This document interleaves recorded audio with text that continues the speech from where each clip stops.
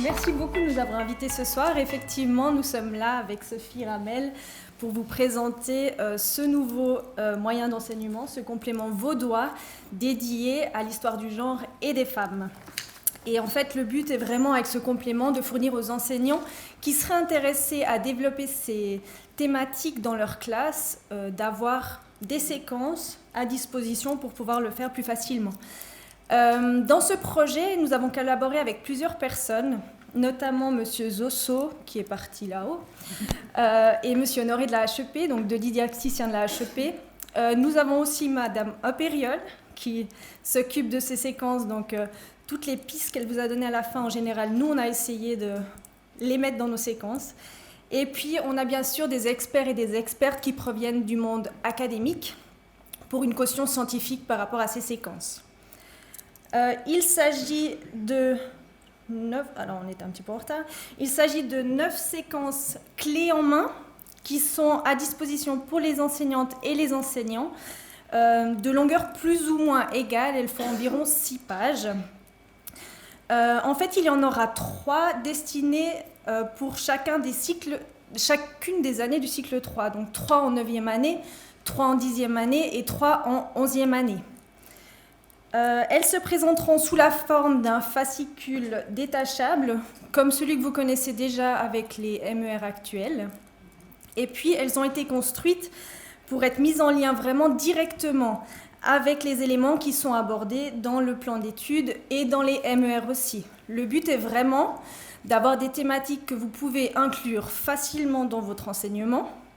Elles ne doivent pas être un ajout, elles peuvent être un remplacement en fait. Elles peuvent être faites à la place. Et j'insiste vraiment sur cette partie-là parce qu'on le sait, le programme d'histoire est déjà chargé au cycle 3 et le but est vraiment pas que vous ayez l'impression que vous avez encore plus à faire, mais plutôt que vous vous sentiez libre en fait de faire des choix et privilégier celle-ci, une de celles-là, toutes celles-là, à vous de voir, plutôt que quelque chose que vous auriez déjà dans les mers. C'est important de vous dire que vous êtes donc libre de votre choix. Vous pouvez vraiment décider de les faire, pas les faire. Nous, ça nous ferait plaisir que vous les fassiez un peu quand même, ça c'est sûr, on avoue. Et en plus, elles sont accessibles en fait autant aux voies de prégymnasiales qu'aux voies générales. Donc on a vraiment cherché à avoir quelque chose qui peut faire le consensus général. Donc ce sont 9 séquences qui sont indépendantes les unes des autres, ça c'est aussi important à le dire. Elles ont des thématiques qui se rejoignent, mais en fait pour vous donner un exemple, on pourrait imaginer faire une séquence en 9e sans avoir fait les 2 autres de 9e, ou dans la même optique, faire une séquence de 10e sans avoir fait aucune de celles de 9e. Donc elles sont vraiment indépendantes les unes des autres. Les thématiques qu'on a choisies. Donc elles respectent les objectifs du plan d'études roman, mais notre but c'était vraiment d'être le plus proche de l'intérêt de nos élèves. Donc c'est pourquoi nous abordons 3 grandes thématiques, la famille, l'éducation et le travail, sans pour autant vouloir rester figé dans ces thématiques. Forcément, certaines séquences que nous proposons sont parfois un peu hors catégorie. Les sujets peuvent se lire de 9 à 11. Toi, tu peux peut-être faire le... De 9 à 11... Non, ça ne fonctionne pas. Ah non, c'était pas ça. On va remettre ça. De 9 à 11 par grande thématique ou par degré. Nous avons privilégié... Je crois que c'est celui du haut. Celui-là. Oui. Nous avons privilégié... une pluralité aussi des échelles géographiques. Donc les élèves vont travailler par exemple des sources locales dans le divorce avec un cas qui se passe à Saint-Légier ou bien la sorcellerie avec un procès qui se passe à Blenay. Il y aura aussi des sources plus européennes avec par exemple la France et l'Espagne ou des sources extra-européennes, là vous voyez les femmes esclavisées dans les Amériques. En 9e année, nous avons voulu travailler avec les élèves la dimension sociale et culturelle, avec du coup une analyse du mode de vie dans l'Antiquité et dans le Moyen-Âge. Là, on vous met simplement des extraits du Père pour que vous voyez qu'on n'est pas complètement en dehors de ce cadre qui nous suit tout le temps.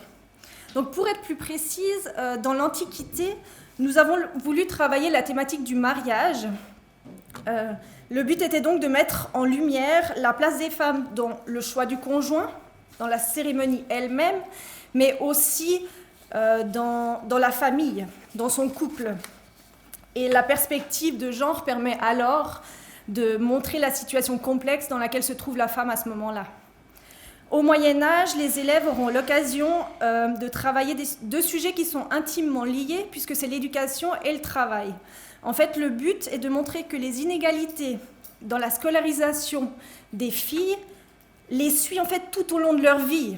C'est parce qu'elles ont une scolarisation qui est différente qu'elles ont du coup un métier à la fin et une vie qui sera moins dans la culture ou moins dans la science ou moins... Enfin bref, plutôt à domicile. En tout cas, c'est ce qu'on imagine.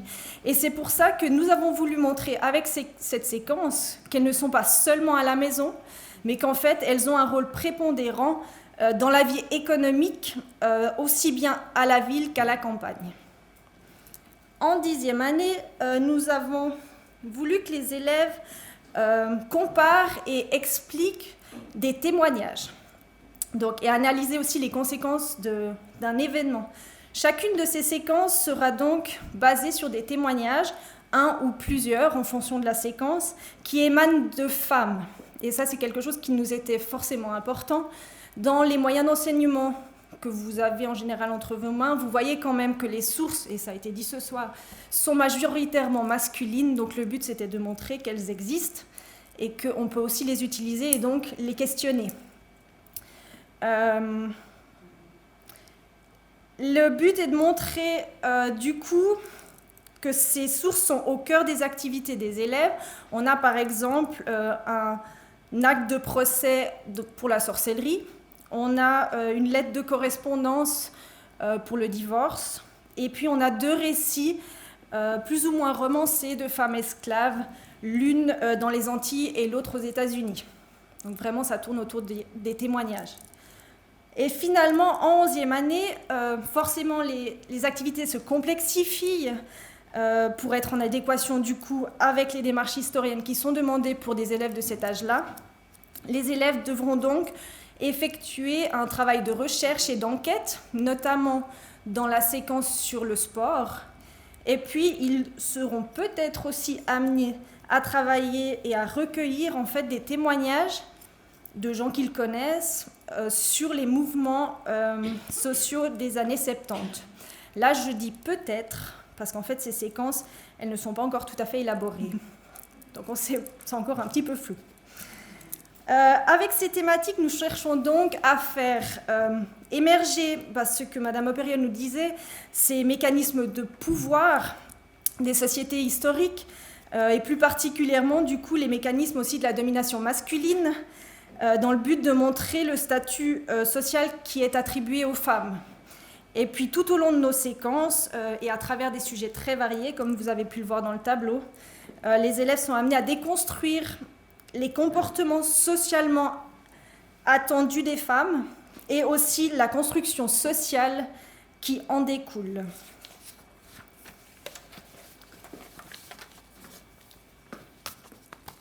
Alors, vous voulez peut-être savoir à quoi ressemblent les séquences que nous avons créées.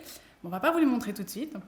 D'abord, on va juste vous expliquer un petit peu l'architecture de chacune de ces séquences.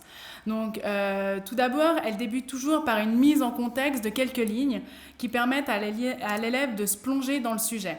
Ces textes, ils se veulent assez courts et comprennent généralement une ou plusieurs questions qui ont vraiment pour but de susciter l'intérêt des élèves. Donc, vous avez deux exemples ici.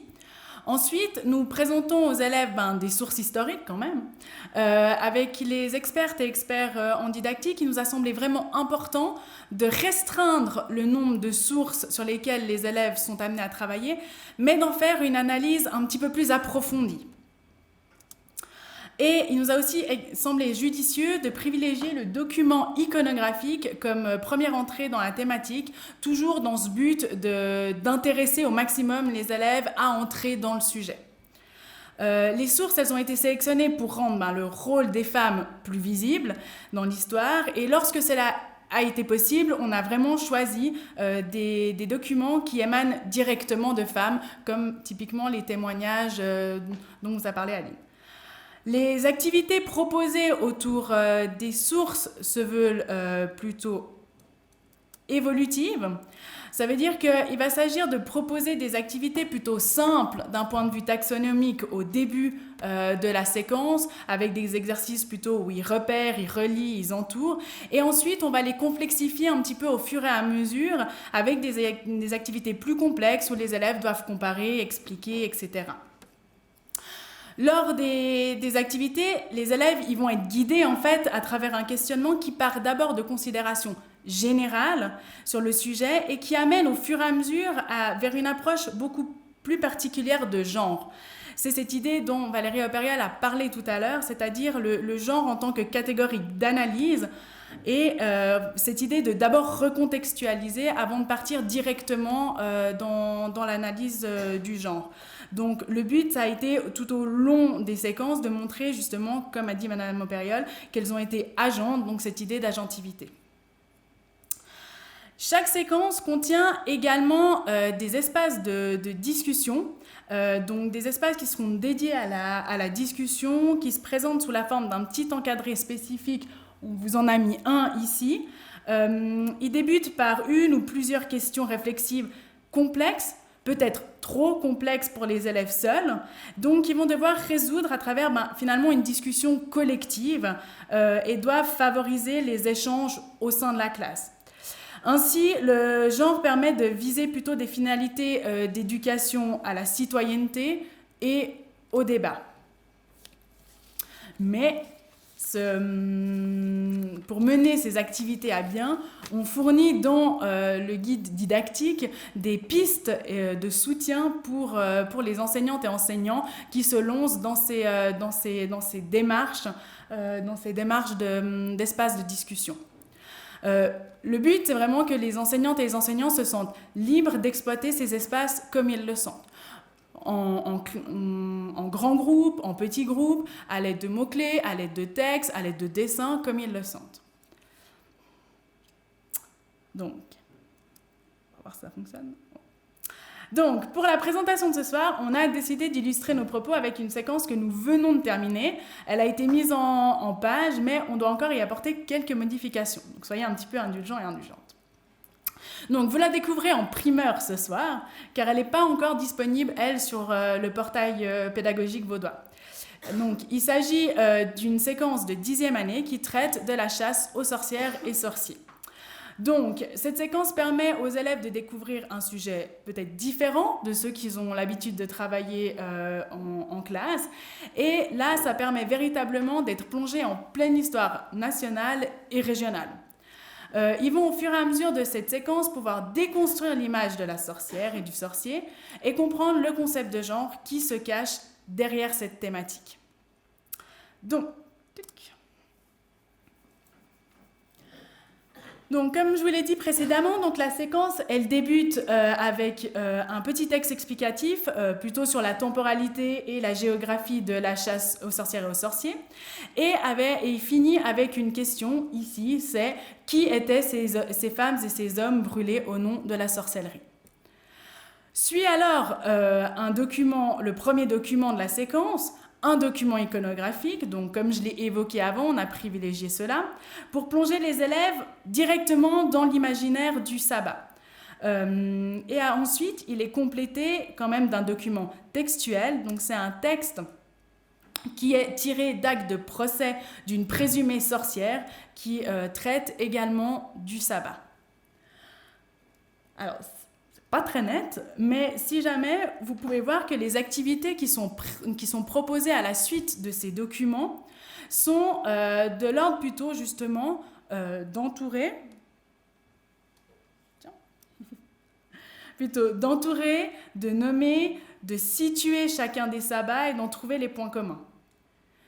puis après, on va véritablement rentrer dans une réflexion beaucoup plus genrée, avec le nombre de femmes présentes sur l'iconographie et les accusations qui sont généralement réservées uniquement aux femmes durant la chasse aux sorcières.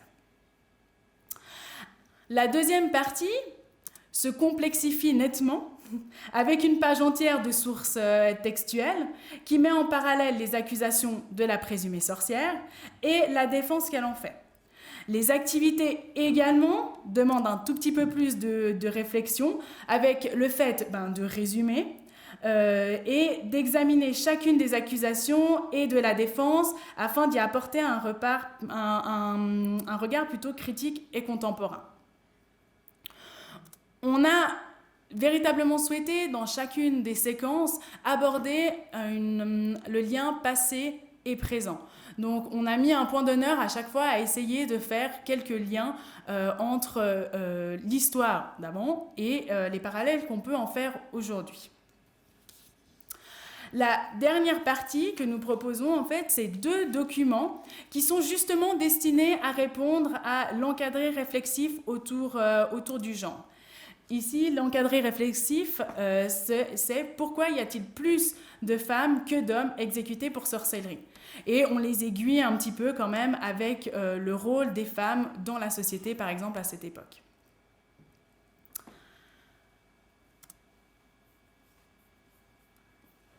Comme nous l'avons vu avec la sorcellerie, pour des non-spécialistes, certains sujets peuvent peut-être paraître un petit peu complexes à aborder en classe. C'est pourquoi toutes nos séquences, elles sont accompagnées d'un corrigé, cher à l'enseignant, et d'un guide didactique. C'est vraiment en qualité d'enseignante qu'on a élaboré ces guides didactiques. On a vraiment souhaité créer un document le plus complet possible et accessible, où nos collègues finalement peuvent tout trouver à l'intérieur. Donc, ils peuvent trouver toutes les informations, enfin on l'espère, qu'ils cherchent. Donc, tout d'abord, il va y avoir une introduction et aussi un contexte historique pour expliquer les grandes lignes du sujet développé dans la séquence. Il y a également les apprentissages visés, les liens avec les MER dans le but de montrer aux enseignants où insérer ces séquences dans leur programme. Donc, par rapport à ce qu'Aline disait, le but étant de ne pas faire en plus, mais peut-être à la place.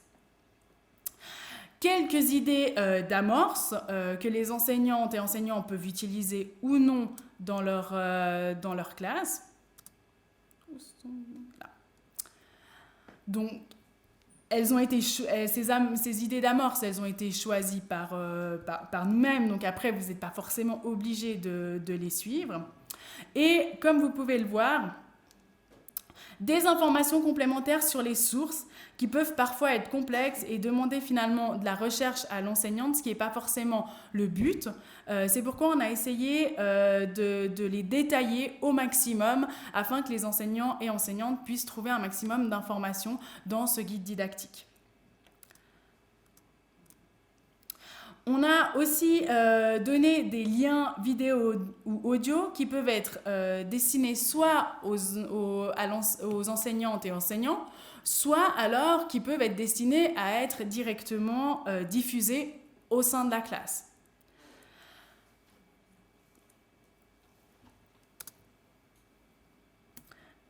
Et justement, nous proposons le fameux guidage pour les bulles réflexives afin déjà de mettre en confiance nos collègues enseignants quand ils doivent prendre cette part un petit peu plus au débat et aussi pour éviter finalement toutes les discussions stériles qui pourraient résulter des fois de ce genre de discussion. On propose également quelques idées de prolongement dans la réflexion. On les a appelées les pour aller plus loin. Ça peut être destiné par exemple à des classes de VP, mais aussi finalement à des classes qui ont suscité un grand intérêt pour la séquence et qui souhaiteraient approfondir le sujet. Et pour vous, les enseignants, on vous propose une bibliographie si vous, de votre côté, vous êtes curieux d'en connaître un petit peu plus sur le sujet.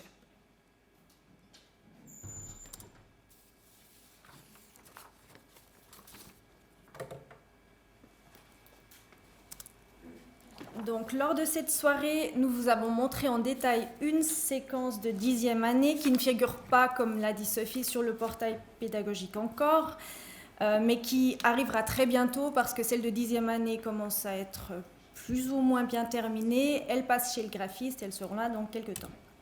Néanmoins, sur le portail de la DGO, vous pouvez déjà trouver les 3 séquences qui concernent la 9e année.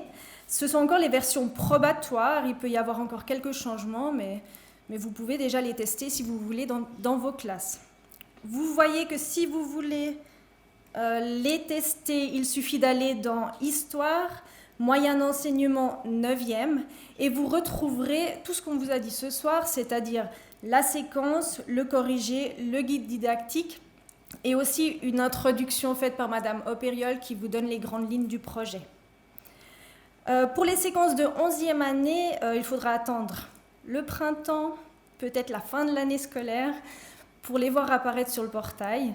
Elles ne sont pas encore toutes terminées. Nous profitons ce soir, de ce soir, pour remercier les personnes qui nous ont accompagnés dans ce projet, et tout particulièrement M. Alain Cuenca, présent dans la salle, qui était le premier directeur de projet, en tout cas celui qui a donné l'élan pour le projet tel qu'il est aujourd'hui. Donc sans lui, on n'en serait peut-être pas là. Donc merci Alain. Et puis nous vous remercions aussi de l'attention que vous avez portée à notre présentation. Pour les enseignantes et les enseignants qui sont présents ce soir, on espère qu'on vous a donné envie de les tester en classe, de les faire. Et puis, si c'est le cas, si vous faites de nouvelles séquences et que vous voyez des choses qui ne conviennent pas bien, ou plutôt aussi qui vous ont bien plu, vous avez le droit de nous le dire, ça nous fait toujours plaisir, soit pour faire des modifications, soit pour simplement se dire quand même qu'on a peut-être fait 2-3 parties qui sont plutôt bonnes. Et puis, du coup, on va s'arrêter là, je crois.